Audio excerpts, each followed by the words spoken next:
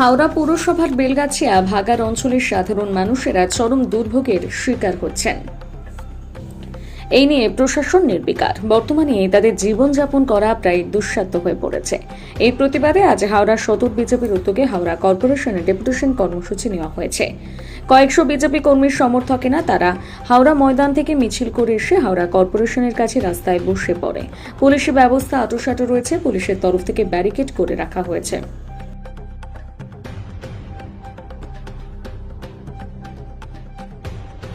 মানুষ আছে, মানুষের মাথার উপর ছাদ নেই, জল নেই, খাবার নেই, বিদ্যুৎ নেই। এটা কি আর বলতে লাগে? এত বছর হয়ে গেল, কর্পোরেশনের ইলেকশন নেই। আমাদের হাওড়াবাসীর দুর্ভোগের মধ্যে রয়েছে, তার বাঁচানোর জন্য আমরা একটুখানি প্রয়াস নিয়েছি।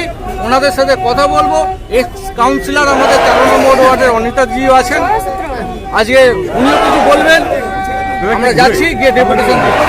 নগর উন্নয়ন মন্ত্রী আজকে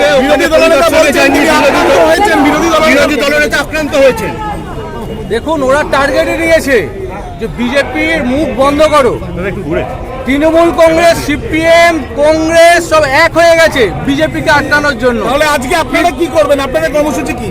আমাদের কর্মসূচি আমরা দেখতেই পাচ্ছেন, রাস্তায় নেমে বিজেপি আন্দোলন করছে, আন্দোলন চলছে এবং আমরা একটা ডেপুটেশন দিয়ে কথা বলছি। ওনারা কি করেছেন এখনো পর্যন্ত? গৃহহীন মানুষ, আমরা তো বলেইছি প্রধানমন্ত্রী আবাস যোজনার টাকায় ওনাদের গৃহ তৈরি করে দিন, জল দিন, সে কেন্দ্রীয় প্রকল্পের সমস্ত টাকা মানুষের জন্য ব্যয় করুন।